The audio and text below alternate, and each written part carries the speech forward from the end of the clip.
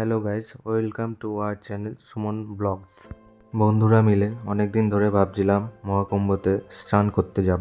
তো ভাবতে ভাবতে বেরিয়ে পড়লাম মহাকুম্ভতে স্নান করতে যাওয়ার জন্য। প্রকৃতির সুন্দর দৃশ্য দেখতে দেখতে হঠাৎ মনে পড়ল আজ ইন্ডিয়া পাকিস্তানের ম্যাচ আছে। তারপর বন্ধুরা মিলে খেলা দেখতে দেখতে পৌঁছে গেলাম প্রয়াগরাজ। দেখতেই পাচ্ছ কতটা জায়গা জুড়ে গাড়ি পার্কিংয়ের ব্যবস্থা করা রয়েছে। গাড়ি পার্কিং করে হাঁটতে শুরু করলাম। গাড়ির অবস্থাগুলো দেখে বুঝতেই পারছো কতটা ধুলো এখানে, কারণ এটা একটা নদী ছিল। নদীটা শুকিয়ে যেতে রাস্তা করা হয়েছে, পার্কিং করেছে। মহাকুম্ভ মেলায় চলে এলাম, যেখানে সন্ন্যাসী নাগা সন্ন্যাসীরা হিমালয় থেকে এসেছেন, এখানে আছেন এখন। এই গরমে 3 কিলোমিটার হাঁটছি, এখনও 2 কিলোমিটার বাকি আছে সঙ্গম ঘাট। দেখতেই পাচ্ছ কত সুন্দর মন্দির বানানো হয়েছে, এখানেই আছে সন্ন্যাসীরা।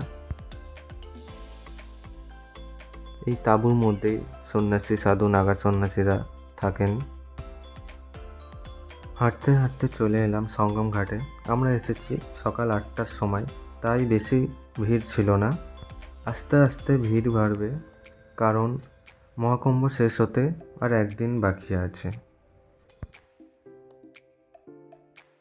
আমাদের ভাগ্য ভালো, আমরা মহাকুম্ভতে স্নান করার সুযোগ পেয়েছি 144 বছর পর।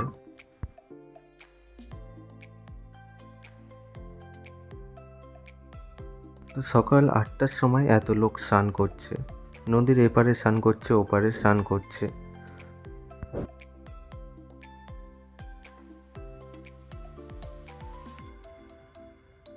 এটা হচ্ছে যমুনা নদী।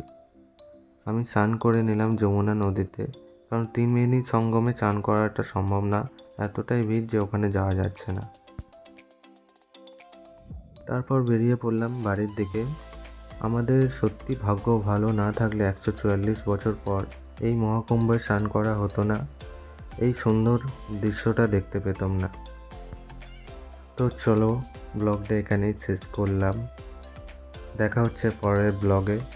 আর হ্যাঁ, ভিডিও যদি ভালো লাগে তাহলে চ্যানেলটাকে সাবস্ক্রাইব করে দিন।